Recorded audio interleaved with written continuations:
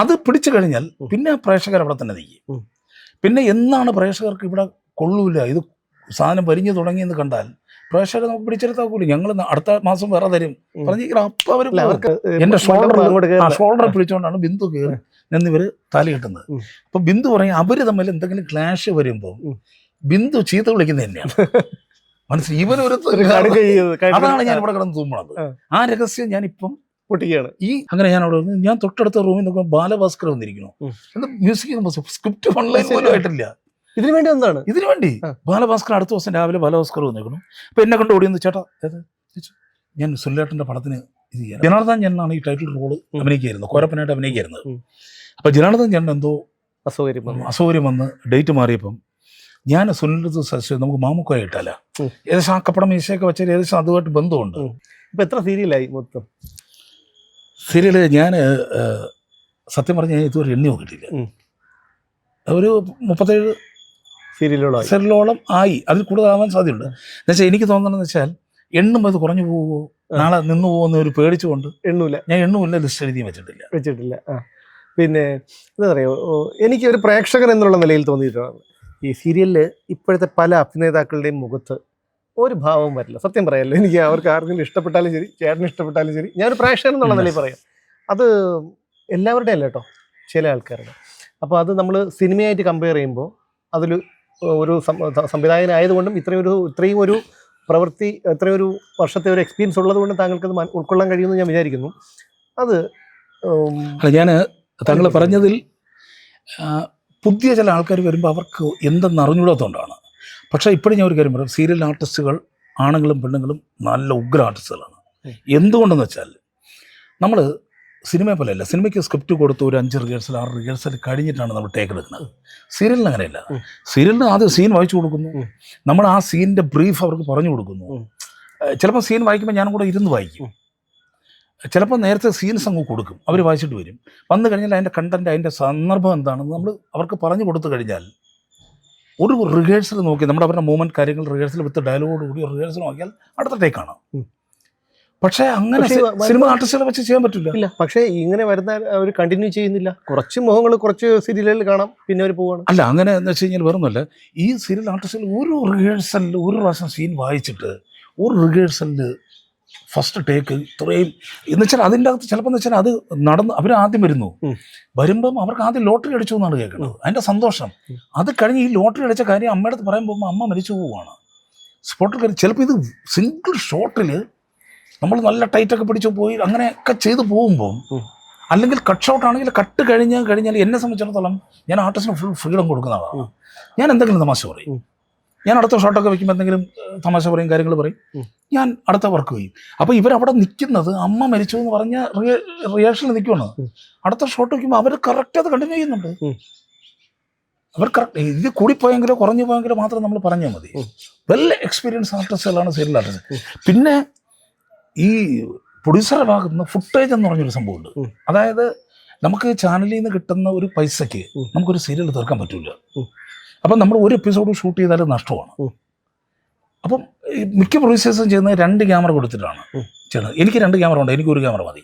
ഞാൻ പറയുന്നത് കാരണം എനിക്ക് ആ 1 ക്യാമറയിൽ ഞാൻ എൻ്റെ മാക്സിമം ഉദ്ദേശിച്ച സാധനം ഞാൻ ഷൂട്ട് ചെയ്യാൻ എനിക്ക് 2 ക്യാമറ പുറകെ വെച്ച് എനിക്ക് വലിയ താല്പര്യമില്ല. അങ്ങനെ കല്യാണം വല്ലതും വരുവാണെങ്കിൽ ഒരു 3 ക്യാമറ വെച്ചിട്ട് ഒരേ സമയം ചെയ്ത് വർക്ക് ഡേയ്സ് കുറയ്ക്കും എന്നേ ഉള്ളൂ.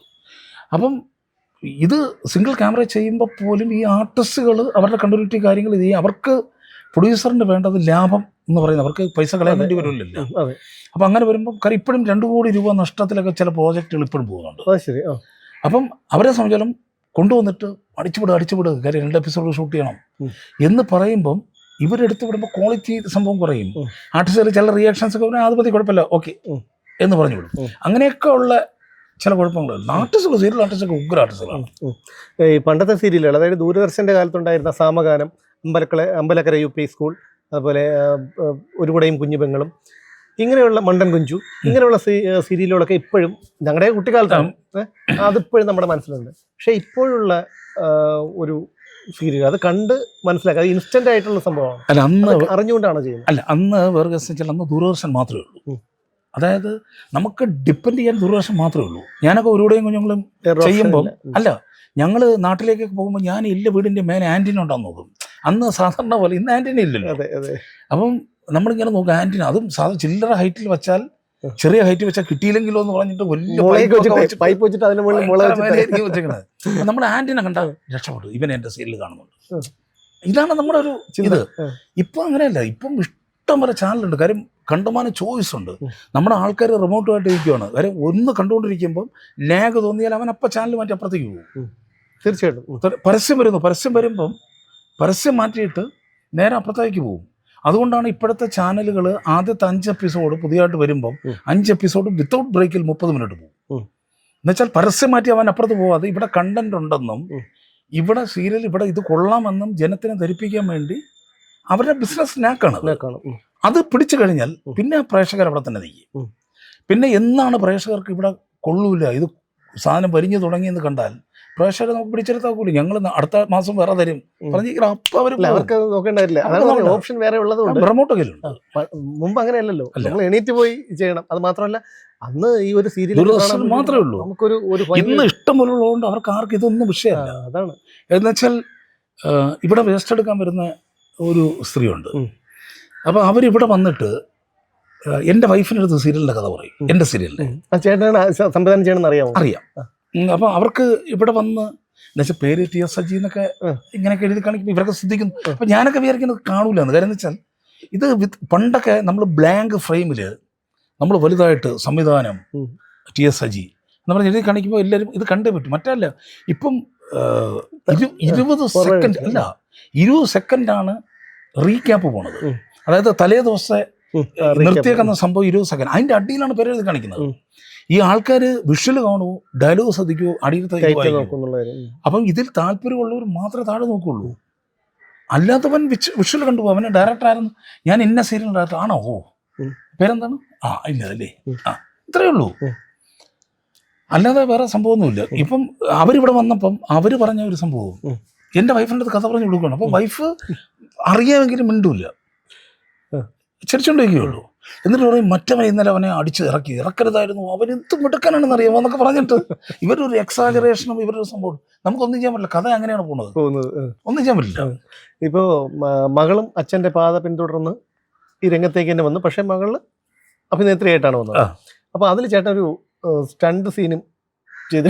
അല്ല അതെന്ന് വെച്ചാൽ വേറൊന്നുമല്ല, ഈ ഞാൻ പറഞ്ഞില്ലേ ഈ സുനിൽ എന്ന് പറഞ്ഞ നമ്മുടെ മാനത്തെ കൊട്ടാരം സുനിൽ, ഞാനിപ്പം ചെയ്യുന്ന സീരിയലിന്റെ പേര് മനത്തെ കൊട്ടാരമാണ്. മാനത്തെ കൊട്ടാരം അത് സീകേരളം. അപ്പം ഈ സുനിലും ഞാനോട്ട് നല്ല ബന്ധമാണ്. അത് കാര്യം ഞങ്ങൾ സിനിമയിൽ വരുന്നതിന് മുമ്പുള്ള ഇതാണ്. സുനിൽ ഒരു ഫിലിം ഇൻസ്റ്റിറ്റ്യൂട്ടിൽ പഠിച്ചിരുന്നു.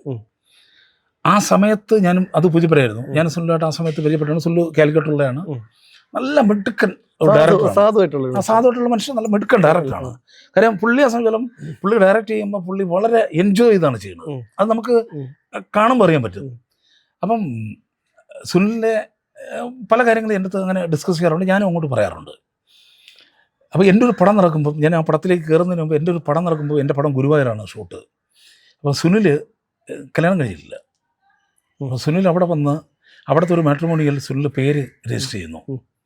രജിസ്റ്റർ ചെയ്ത് ചെയ്യാൻ വേണ്ടി നിൽക്കുമ്പോൾ അവിടെ ഒരു കുട്ടി വന്നിട്ട് ഒരു പേര് രജിസ്റ്റർ ചെയ്യുന്നു. അപ്പോൾ ഇവർ നോക്കിയപ്പോൾ കൊള്ളല്ലോ പെണ്ണ് എന്ന്. അപ്പം നാളെ ഇന്നലെ നോക്കിയപ്പോൾ നാളെ ഓക്കെ, ഇത് നോക്കി എവിടെ സ്ഥലം എന്ന്. ഇവർ സുനിലിൻ്റെ അസോസിയേറ്റ് ജയകുമാർ എന്ന കക്ഷിയുണ്ട്, നേരെ പുറകെ പോയി അവരെ വിളിച്ചിറത്തി സംസാരിക്കുന്നു. ആ കുട്ടിയാണ് സുനിൽ വിവാഹം കഴിച്ചത്. ശരി, ബിന്ദു എന്നാണ് പേര്. ബിന്ദു മിക്കവാറും ഞാൻ ചില സമയങ്ങളിലൊക്കെ ചുമ്മാ അവിടെ തുമ്മും.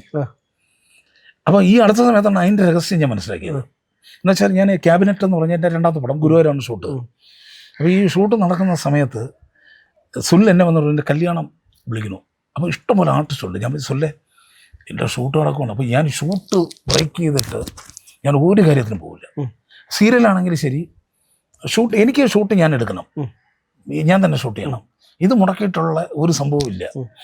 അപ്പോൾ ഞാൻ സുനിൽ സിനിമയുടെ ഷൂട്ടാണ്, അല്ല കുഴപ്പമില്ല, രാവിലെ 7:30 മണിക്കാണ് കല്യാണം. ഞാൻ വലിയ രക്ഷപ്പെട്ടു, നമുക്ക് 2 മണിക്കൂർ ലേറ്റായിട്ട് തുടങ്ങിയാൽ മതി. അങ്ങനെ വിജയരാഘവൻ, മണിയമ്പിള്ള രാജു, ബൈജു, എല്ലാവരും ഫുൾ ടീം, ഗീതാ വിജയൻ, ഞങ്ങൾ അങ്ങനെ ഫുൾ ടീമായിട്ട് ഞങ്ങളവിടെ 5 ആയിരുന്നു. അതിനകത്ത് നായിക സുമാരൻ, അദ്ദേഹം നമ്മളെല്ലാവരും കൂടെ ഗ്യാങ്ങായിട്ട് പോകണം സുനിലിൻ്റെ കല്യാണത്തിന്. അപ്പം സുനിലിനെക്കാളും ഈ കല്യാണം നടത്തേണ്ട ഉത്തരവാദിത്തം എനിക്കാണ്. കാര്യം എന്ന് വെച്ചാൽ എനിക്ക് ഇത് കഴിഞ്ഞാലേ എനിക്ക് ഷൂട്ട് ചെയ്യാൻ പറ്റുള്ളൂ. അപ്പം ഞാൻ നോക്കുമ്പോൾ ഗുരുവായൂരൊരു സംഭവം ഉള്ളതെന്ന് വെച്ചാൽ ഗുരുവായൂർ ഇങ്ങനെ ക്യൂ നിൽക്കും, കല്യാണത്തിന് ഇങ്ങനെ ക്യൂ നിൽക്കും, ഓർഡർ അനുസരിച്ച് ഇങ്ങനെ കയറി നടക്കുകയുള്ളൂ. അപ്പോൾ പണ്ട് ഞാൻ ഈ സ്കൂളിൽ ഇച്ചിരി രാഷ്ട്രീയവും ഓട്ടവും ചാട്ടവും ഇച്ചിരി അഭ്യാസമൊക്കെ ഉള്ളത് കൊണ്ട് അതും കളരിയൊക്കെ ഉള്ളത് കൊണ്ട് ഞാൻ ഈ കല്യാണത്തിൻ്റെ സംഭവമായപ്പോൾ സുനിലിനെയൊക്കെ പിടിച്ച് സൈഡിൽ കൊണ്ടങ്ങ് നിർത്തിയിട്ട് ആ പാർട്ടി അങ്ങോട്ട് ഇറങ്ങണത് ഞാനങ്ങ് ഇടിച്ചു കയറി. കാര്യം എനിക്ക് ഷൂട്ട് ചെയ്യണം. ഇടിച്ചു കയറിയിട്ട് സുനിലിനെ കൈ കൊടുത്ത് സുനിലിന് കയറി. അപ്പം ബിന്ദുവിന് കയറാൻ പറ്റില്ല. അപ്പം ബിന്ദു എൻ്റെ കൈ പിടിച്ചുകൊണ്ടാണ് ബിന്ദു എൻ്റെ ഷോൾഡർ പിടിച്ചുകൊണ്ടാണ് ബിന്ദു കയറി എന്നിവർ താലി കെട്ടുന്നത്. അപ്പം ബിന്ദു പറയും അവർ തമ്മിൽ എന്തെങ്കിലും ക്ലാഷ് വരുമ്പോൾ ബിന്ദു ചീത്ത വിളിക്കുന്നത് തന്നെയാണ്. മനസ്സിലായി, ഇവനൊരു അതാണ് ഞാൻ ഇവിടെ കിടന്ന് തൂമ്പണത്. ആ രഹസ്യം ഞാനിപ്പം പൊട്ടിക്കുകയാണ്. ഈ അവസ്ഥ ലാസ്റ്റ് നിമിഷത്തിലാണ് ഞാൻ അറിയണത്. ഇപ്പം സുനിലിൻ്റെ പടം നടന്നുകൊണ്ടിരിക്കുമ്പോൾ സുനിൽ ഒരു പടം സുനിൽ ചെയ്യാൻ വേണ്ടി നിൽക്കുന്നു. അപ്പം ബാലേന്ദ്ര മേനോനെ നായകനാക്കിയാണ് അദ്ദേഹം പടം ചെയ്യാൻ നിന്നത്. അപ്പോൾ സുനിൽ ചെന്ന് ബാലേന്ദ്രൻ്റെ അടുത്ത് കഥ പറഞ്ഞു. അദ്ദേഹത്തിന് ഇൻ്റർവെല്ല് വരെ ഭയങ്കരമായിട്ട് ഇഷ്ടപ്പെട്ടു. ഇൻ്റർവെല്ല് കഴിഞ്ഞ് കുറേ പുള്ളി പറഞ്ഞു സുനിൽ ഇത് വർക്ക് ചെയ്ത് വരണം എന്ന് പറഞ്ഞു. അങ്ങനെ സുനിൽ എന്നെ വിളിച്ചടാ ഇങ്ങനൊരു സംഭവമുണ്ട്, ഇൻ്റർവെല്ല് വരെ ഓക്കെയാണ്, ഇൻ്റർവെല്ലിന് ശേഷം മാറ്റണം എന്ന് പറഞ്ഞു. അപ്പോൾ ഞാൻ നേരെ വന്നിട്ട് ഞാനും ജയംപൂജപ്പുരയും കൂടെ പോയി ഞങ്ങൾ ഒരുമിച്ചിരുന്ന് സുനിലൂടെ ഇരിക്കുന്നു, കഥ പറയുന്നു. ഇൻ്റർവ്യൂവിന് ശേഷം ഞങ്ങൾ അങ്ങോട്ട് കഥ പറഞ്ഞു. സുനിൽ പറഞ്ഞ് ഞങ്ങൾ പറഞ്ഞ് കഥ പറഞ്ഞു. സുനിൽ അത് ഇഷ്ടപ്പെട്ടു. സുനിൽ അപ്പം തന്നെ ബാലേന്ദ്രനെ വിളിച്ചത് വൈകുന്നേരം 5 മണിക്ക് എന്ന് പറയും. ബാലേന്ദ്രൻ ഞെട്ടിപ്പോയി. സുനിൽ രാവിലെ വലിയൊരു റൈറ്ററാണെങ്കിൽ പോലും രാവിലെ ഒരു കഥ പറഞ്ഞ് ഇൻ്റർവ്യൂവിന് ശേഷം മാറ്റം പറഞ്ഞ് നീ 1 മണിക്കൂറിനുള്ളിൽ വന്ന് നീ കഥ പറഞ്ഞുകൊണ്ട് ഗംഭീരമായിട്ടുണ്ട്, നമുക്കിത് ചെയ്യാം. പുള്ളി ഡേറ്റ് പറയുന്നത്. പക്ഷേ ഡേറ്റ് പറയുമ്പോൾ സുനിലിന് അത് പറ്റില്ല. സുനിലിന് സ്വന്തം ഡിസ്ട്രിബ്യൂഷൻ കമ്പനിയുണ്ട്, ഇമ്മീഡിയറ്റ് ഒരു പടം ചെയ്തേ പറ്റൂ. അപ്പം ഇത് ബാലേന്ദ്ര മേനോൻ അന്ന് സമാന്തരങ്ങൾ എന്ന് പറഞ്ഞാൽ അദ്ദേഹത്തിന് സ്റ്റേറ്റ് അവാർഡ് കിട്ടിയ ഒരു പടമുണ്ട്, അത് ചെയ്യാൻ വേണ്ടി നിൽക്കുവാണ്. അങ്ങനെ സുനിലിൻ്റെ ഡേറ്റ് തള്ളിപ്പോകുന്നു. അപ്പോൾ എൻ്റെ പറഞ്ഞു സജി എനിക്ക് ഇമ്മീഡിയറ്റ് ഒരു പടം ചെയ്യണം എന്ന് പറഞ്ഞു. അപ്പം ഞങ്ങൾ വൈകുന്നേരം ഇങ്ങനെ സംസാരിക്കാൻ സുനിലെ എൻ്റെ ഒരു പൊട്ട കഥയുണ്ട്, അപ്പം സുനിൽ കേട്ടു നോക്ക് എന്ന് പറഞ്ഞു. കറയാണ് ഇച്ചിരി എന്ന് പറഞ്ഞു. അപ്പം പുള്ളി പറഞ്ഞു എന്താണ്. അപ്പോൾ എൻ്റെ കുറേ സബ്ജക്റ്റ് സ്റ്റോക്ക് ഉണ്ട്. അപ്പം ഞാനെന്താ അറിയാം, ഞാൻ സുനിലിൻ്റെ അടുത്ത് കഥ പറഞ്ഞു. സുനിൽ കുറേ നേരം ഇങ്ങനെ കേട്ടുകൊണ്ട് നിന്നിട്ട് സുനിൽ അങ്ങ് പൊട്ടിച്ചിരിച്ചു. അപ്പം ഞാൻ വിചാരിച്ചു ഇറങ്ങി പോടാ വിളിയിലെന്ന് പറയുന്നത് വിചാരിച്ചു. സുനിലോടാ എൻ്റെ പറഞ്ഞു സജി ഞാനിത് പടം ചെയ്യുന്നു. അപ്പം ഞാൻ ഇഷ്ടപ്പെട്ട സബ്ജക്റ്റ് എനിക്ക് വിശ്വസിക്കാൻ പറ്റില്ല. അതായത് ഈ കഥ സുനിൽ ഇഷ്ടപ്പെട്ടോ അന്ന്. അപ്പം ഞാൻ ജയൻ്റെ തോന്നി ജയ എന്നെ കളിയാക്കുവാണോ പുള്ളി. അപ്പം ജയൻ സുനിലിനെ മാറ്റിയെടുത്ത് ചോദിച്ചപ്പോൾ പറഞ്ഞു ജയ ഗംഭീര സബ്ജക്റ്റ് ചെയ്യാം, അസൽ കോമഡി എന്ന് പറഞ്ഞു. പക്ഷേ എനിക്ക് ഒറ്റ കണ്ടീഷനേ ഉള്ളൂ, സജി ഇതിൻ്റെ 1 ലൈൻ ഇട്ട് തരണം എന്ന് പറയും. അപ്പോൾ ഞാൻ ജയൻ്റെ പറഞ്ഞു ജയ നമ്മളൊരു പടം ചെയ്യാൻ നിൽക്കുകയാണ്, അതിൻ്റെ ഏകദേശം ജയനാണ് സ്ക്രിപ്റ്റ് എഴുതിക്കൊണ്ടിരിക്കുന്നത്, അതിൻ്റെ ലൊക്കേഷൻ നോക്കിക്കൊണ്ടിരിക്കുകയാണ്. ഒരു കാര്യം ചെയ്യാം, നമുക്ക് സുനിലിന് 1 ലൈൻ ഇട്ട് കൊടുക്കാം. അപ്പോൾ സുനിൽ എൻ്റെ അടുത്ത് പറഞ്ഞു കോഴിക്കോട് ഒരു സ്ഥലത്ത് ഒരു റൂം എടുത്ത് തന്നിട്ട് അവിടെ വന്ന് എഴുതണം എന്ന് പറഞ്ഞു. 5 ദിവസം. ഞാൻ ജയനത്ത് പറഞ്ഞു ജയനൂടെ വാ എന്ന് പറഞ്ഞ് ഞങ്ങൾ രണ്ടും കൂടെ നേരെ പോയി. കുന്നശേഖരമംഗലം എന്നാണ് സ്ഥലത്തിൻ്റെ പേര്. ഭയങ്കര ജീവിതത്തിൽ ഒരു വെറൈറ്റി അനുഭവമുള്ളൊരു സ്ഥലമായിരുന്നു. അങ്ങനെ ഞാൻ അവിടെ ഞാൻ തൊട്ടടുത്ത റൂമിൽ നോക്കുമ്പോൾ ബാലഭാസ്കർ വന്നിരിക്കുന്നു. എന്താ മ്യൂസിക് സ്ക്രിപ്റ്റ് 1 ലൈൻ പോലും ആയിട്ടില്ല. ഇതിനു വേണ്ടി എന്താണ് ഇതിനു വേണ്ടി ബാലഭാസ്കർ അടുത്ത ദിവസം രാവിലെ ബാലഭാസ്കർ വന്നിരിക്കുന്നു. അപ്പോൾ എന്നെ കൊണ്ട് ഓടിയെന്ന് ചേട്ടാ ഞാൻ സുനിലേട്ടൻ്റെ പടത്തിന് ഇത് ചെയ്യാൻ. അപ്പം ഞാൻ വിചാരിച്ചു ഇനി വേറെ പടമാണ്, ഞാൻ 1 ലൈൻ ആയില്ലല്ലോ. അങ്ങനെ ഞാനിരുന്ന് പടേന്ന് പറഞ്ഞൊരു 3 ദിവസം കൊണ്ട് ഒരു 1 ലൈൻ ഇടുന്നു. അപ്പോൾ വിത്ത് ഡയലോഗ്സ് എൻ്റെ വായി തോന്നിയ ഡയലോഗ്സൊക്കെ എഴുതി വെച്ചിട്ട് ഞാൻ സുനിലിനെ ഇതെല്ലാം ഏൽപ്പിച്ചിട്ട് ഞങ്ങൾ ഫോട്ടോസ്റ്റാറ്റ് ഒന്നുമില്ല ഏൽപ്പിച്ചിട്ട് ഞാൻ സ്ഥലം വിട്ടു. ഒരാഴ്ച കഴിയുമ്പം സുനിൽ എന്നെ വിളിച്ചിട്ട് പറഞ്ഞു എടാ അടുത്ത ആഴ്ച ഷൂട്ടാണ്. ഞാൻ ചെയ്ത ഷൂട്ട് ഇത് ഞാൻ ആയാ അടുത്ത ഷൂട്ട് ഇല്ലെങ്കിൽ എനിക്ക് നിൽക്കാൻ പറ്റൂല, ഞാൻ ഷൂട്ട് തുടങ്ങുകയാണ്. അപ്പം എൻ്റെ അസോസിയേറ്റ് വർക്കല ജയൻ ഇത് 1 ലൈൻ വായിച്ചിട്ട് പറഞ്ഞു ഗംഭീരമായിട്ടുണ്ട്, നീ സ്ക്രിപ്റ്റ് എഴുതണമെന്ന് പറഞ്ഞു. ഞാൻ സൊല്ല ഞാനൊരു പടം ഡയറക്റ്റ് ചെയ്ത് നിൽക്കണം, അതും പറ്റില്ല, നീ വന്ന് എഴുതി തരണം, എനിക്ക് നിൽക്കാൻ വയ്യാത്ത അവസ്ഥയാണ്, ഒന്ന് എഴുതി തരണം എന്ന് പറഞ്ഞു. അങ്ങനെ ഞാൻ ഈ ജയനും കൂടെ ഇവിടെ നിന്ന് പോകുന്നു. അപ്പം എനിക്ക് ഈ സമയത്തിന് സ്ക്രിപ്റ്റ് എഴുതി അതൊന്നും എനിക്കറിഞ്ഞൂടാ, ഷൂട്ട് ചെയ്യാനോ അങ്ങനെ സംഭവം ഒന്നും അറിഞ്ഞൂടാ. അപ്പം ഞാൻ നേരെ അവിടെ ഇരുന്ന് പെട്ടെന്ന് സീനെടുത്ത് റൂം രാവിലെ ഞാനും ജയനും മാത്രമുണ്ട്. എനിക്ക് ശബ്ദം പാടില്ല, ഭയങ്കര ശബ്ദം അലർജിയാണ്. അപ്പം ഞാനതുകൊണ്ട് ഞാൻ ഭയങ്കര ശബ്ദമാണ് പോലും. ഞാൻ നേരെ കയറിയിട്ട് സ്ക്രിപ്റ്റ് എഴുതി ഞാനൊരു 5 സീൻ 6 സീൻ ഓരോ സീൻ കഴിയുമ്പോൾ ജയന് കൊടുക്കും വായിക്കാൻ. ജയൻ സീനെടുത്ത് വായിക്കും. അന്നേരം ജയൻ എന്തെങ്കിലും തോന്നി അല്ല കൂടുതലായി തോന്നിയെങ്കിൽ ജയൻ സൈഡിൽ മാർക്ക് ചെയ്തിടും. ഞങ്ങളങ്ങനെ സ്ക്രിപ്റ്റ് എഴുതി ഒരു ഇൻ്റർവെല്ല് വരെ ഞങ്ങളൊരു 4 ദിവസം കൊണ്ട് തീർത്തു. അതെടുത്ത് സുനിലേക്ക് കൊടുത്തു. സുനിൽ ഓക്കെ മതി. ഞാൻ എന്തെങ്കിലും ഉണ്ടെങ്കിൽ നീ വെട്ടുവോ വെട്ടാതിരിക്കുകയോ തിരുത്തുവോ കറക്റ്റ് ചെയ്യുമോ എന്ത് വേണം ചെയ്തോളാൻ പറഞ്ഞു. സുനിലിനെ പൂർണ്ണമായിട്ട് ഏൽപ്പിച്ചു. സുനിൽ പറഞ്ഞ് ഇതിനകത്ത് എനിക്ക് കറക്ഷനൊന്നും തോന്നുന്നില്ല, ഒരു ഷൂട്ട് തുടങ്ങുവാണ്. ഇൻ്റർവ്യൂവിന് ശേഷം ഞാൻ എഴുതിയിട്ടില്ല. അപ്പോൾ ഞാൻ ഈ അസോസിയേറ്റിനെ വിളിച്ചിട്ട് ഞാൻ എടാ ഇൻ്റർവ്യൂവിന് ശേഷം ഞാൻ എഴുതിയിട്ടില്ല, ചാർട്ട് ചെയ്യുമ്പോൾ അഡ്ജസ്റ്റ് അല്ലെ ഞങ്ങൾ ബിഗിനും തൊട്ടാണ് എഴുതുന്നത്, നീ പെട്ടെന്ന് എഴുതിയാൽ മതി എന്ന് പറഞ്ഞു. ഞാനങ്ങനെ എന്നെ തിരുന്ന് സ്ക്രിപ്റ്റ് മൊത്തം എഴുതി എല്ലാം തീർന്നു. ഞാൻ പറഞ്ഞ് പോവാം, വീട്ടിൽ പോവാം, നമ്മുടെ പടം തുടങ്ങണമല്ല, പോവാം എന്ന് പറഞ്ഞുകൊണ്ടിരിക്കുമ്പോൾ നമ്മുടെ പ്രൊഡ്യൂസർ ഒരു ഫോൺ വരുവാണ്. അത് ഞാൻ ഈ പടം ചെയ്യുന്നില്ല, നിങ്ങൾക്ക് യാതൊരു ഉത്തരവാദിത്വമില്ല, നിങ്ങൾക്കൊരു പടം ഡയറക്റ്റ് ചെയ്യാൻ തന്നിട്ട് ലൊക്കേഷൻ നോക്കാൻ പറ്റുന്നില്ല. ആ പടം പോയി. ഒറ്റ കാരണം കൊണ്ട് പോയി. എനിക്കതിന് വിഷമമില്ല. കാരണം എന്താ വെച്ചാൽ ഒരു സിനിമ ഡയറക്റ്റ് ചെയ്യാൻ നിന്നു എൻ്റെ ഒരു സുഹൃത്തിന് വേണ്ടി, അവളുടെ പടത്തിന് വേണ്ടിയല്ലേ പോയത്. അപ്പോൾ അങ്ങനെ രസകരമായിട്ട് നടന്നുകൊണ്ടിരിക്കുമ്പോൾ ഇന്നസെൻ്റ് ഏട്ടൻ അഭിനയിക്കാൻ വേണ്ടി ഉണ്ട്. അത് ആ പടം കോരപ്പൻ ദ ഗ്രേറ്റ്, മാമുക്കോയ വീരപ്പനെ പിടിക്കാൻ പോകുന്ന 4 പേരുടെ കഥയാണ്. അതാണ് ഞാൻ പറഞ്ഞത് ഒരു പൊട്ടക്കഥ എന്ന് പറഞ്ഞത്. അങ്ങനെ സ്ക്രിപ്റ്റ് മൊത്തം കഴിഞ്ഞു. എല്ലാം കഴിഞ്ഞപ്പം ഇന്നസെൻ്റ് ഏട്ടൻ അഭിനയിക്കാതിരുന്ന റോളുണ്ട്. അങ്ങനെ ഞാൻ ഇന്നസെൻ്റ് ഏട്ടനെ കാണാൻ വേണ്ടി പോയി. ഇന്നസെൻ്റ് ഏട്ടനെ കാണാൻ വേണ്ടി പോകും. ജനാർദ്ദൻ ചേട്ടനാണ് ഈ ടൈറ്റിൽ റോള് അഭിനയിക്കായിരുന്നത്, കോരപ്പനായിട്ട് അഭിനയിക്കായിരുന്നത്. അപ്പോൾ ജനാർദ്ദൻ ചേട്ടൻ എന്തോ അസൗകര്യം വന്ന് ഡേറ്റ് മാറിയപ്പം ഞാൻ സുനിലിൻ്റെ സജസ്റ്റ് ചെയ്ത് നമുക്ക് മാമുക്കോയ ഇട്ടാല, ഏകദേശം ആ കപ്പടം മീശയൊക്കെ വെച്ചാൽ ഏകദേശം അതുമായിട്ട് ബന്ധമുണ്ട് എന്ന് പറഞ്ഞു. അങ്ങനെ സത്യനന്ദിക്കാണ്ട് ഒരു പടം ഷൂട്ട് തുടങ്ങുന്നു, മമ്മൂക്ക നായകനായിട്ടുള്ള. അങ്ങനെ അവിടെ പോയി മമ്മൂക്കയുടെ അടുത്ത് ഞാൻ കഥ പറയുന്നു. പുള്ളി ഇഷ്ടപ്പെട്ടു. മമ്മൂട്ടിയുടെ അടുത്ത് അദ്ദേഹത്തിൻ്റെ അടുത്ത് പറഞ്ഞു ഞാൻ ടൈറ്റിൽ റോൾ അഭിനയിക്കുകയാണെന്ന് പറഞ്ഞു. ഓൾ ദ ബെസ്റ്റ് ഒക്കെ പറഞ്ഞാണ് വിട്ട് നേരെ ഇവിടെ വന്ന് അദ്ദേഹം അഭിനയിച്ചു തുടങ്ങി. അഭിനയിച്ച് തുടങ്ങുന്ന സമയത്ത് ഞാൻ ഇതേപോലെ ഇന്നസെൻ്റ് ഏട്ടൻ ഒരു റോൾ അഭിനയിക്കായിരുന്നു. ആ റോളിൽ ഇന്നസെൻ്റ് ഏട്ടന് വരാൻ പറ്റിയില്ല. പക്ഷേ അതിൽ മുകേഷ് ഗസ്റ്റ് അപ്പിയറൻസ് ആയിട്ട് മുകേഷ് ഏട്ടൻ അഭിനയിച്ചിരുന്നു. ഈ മുകേഷ് ഏട്ടൻ വരുന്ന സമയത്ത് ഈ മുകേഷ് ഏട്ടൻ്റെ റോളിൽ കോമ്പിനേഷൻ അഭിനയിക്കാനായിട്ട് കോമഡി ചെയ്യുന്ന ഒരാൾ വേണം, ഇന്നസെൻ്റ് ഏട്ടൻ വെച്ചിരുന്ന വേഷം. അപ്പം അങ്ങനെ വന്നപ്പം ഞാൻ ആ റോള് വേറെ പലരെയും പരീക്ഷിച്ചു, ആരും നടക്കുന്നില്ല. ലാസ്റ്റ് ഞാനിത് വന്ന ആൾക്കാരെയൊക്കെ ഞാൻ അഭിനയിച്ച് കാണിക്കുകയാണ്, എടാ ഇങ്ങനെ ചെയ്യണം. അപ്പോൾ അതിൽ ജിബി എന്ന് പറഞ്ഞ് അസോസിയേറ്റായിട്ട് ജിബി മാള എന്ന് പറഞ്ഞൊരു കക്ഷിയുണ്ട്. ഈ ജിബി സുനിലിൻ്റെ ഇതായിരുന്നു. അദ്ദേഹം ഇപ്പം ഫേമസ് മോഹൻലാലിനെ വെച്ചൊരു പടം ഡയറക്റ്റ് ചെയ്ത ആളാണ്. ജിബി ചെന്ന് സുനിലിൻ്റെ തോന്നി, സുനിലേട്ടാ ഇത് നടക്കണമെങ്കിൽ ഒരു കാര്യം പറയാം, ആ റോള് സഹിച്ചിട്ടുണ്ട് അഭിനയിക്കാൻ പറഞ്ഞു. അങ്ങനെ മുകേഷിൻ്റെ കൂടെ കോമ്പിനേഷൻ ഞാനൊരു SI ആയിട്ട് ആ പടത്തിൽ കോരപ്പൻ ദി ഗ്രേറ്റിൽ അഭിനയിച്ചു. അതായിരുന്നു തുടക്കം. അതിനുശേഷം ആ സാഹസ പരിപാടിക്ക് പോയിട്ടില്ല.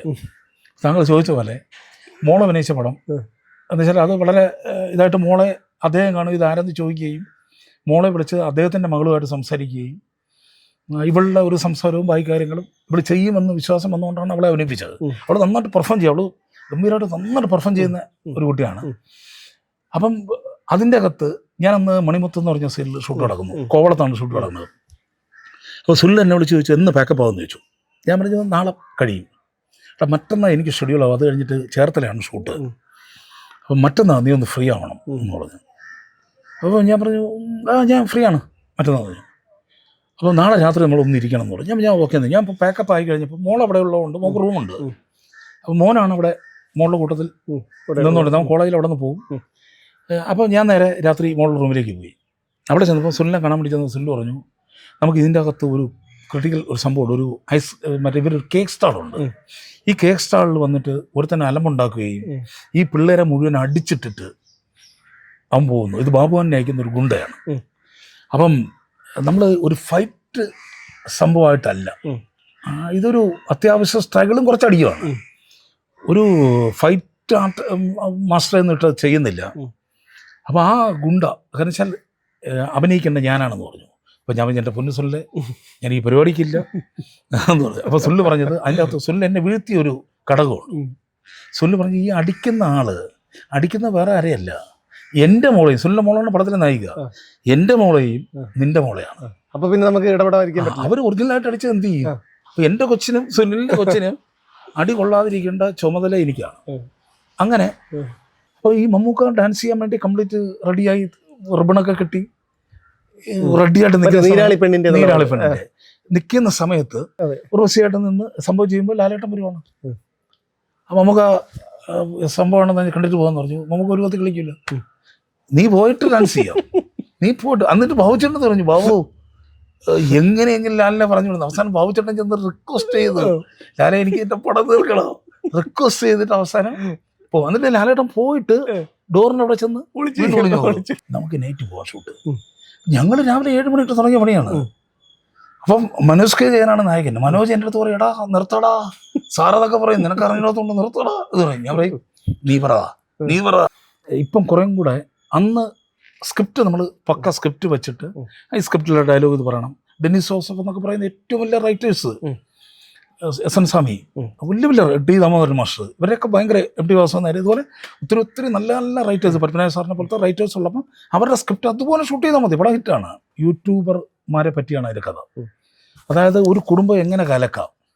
അതായത് ഇപ്പം നമ്മളൊരു ന്യൂസ് വരുന്നു, ഇത് സത്യമാണോ അല്ലയോ എന്ന് അറിഞ്ഞതിന് ശേഷം ഈ ന്യൂസ് ഇട്ടാൽ അതിന് വില കൂടും. ഇപ്പോഴത്തെ ഏറ്റവും വലിയൊരു സംഭവം എന്ന് വെച്ചാൽ ഒരാളെ തകർക്കാൻ, ഒരാൾ ഒരു നല്ല രീതിയിൽ പോകുന്ന ഒരാൾ നന്നായിട്ട് പോകുന്ന അയാളെ തകർക്കാൻ ഒരു 2 പേരും ഒരു 2 യൂട്യൂബ് ചാനലിലെ 2 പേരും, കാരണം വെച്ചാൽ ഇല്ലാത്ത കഥ ഉണ്ടാക്കി ചെയ്യാം.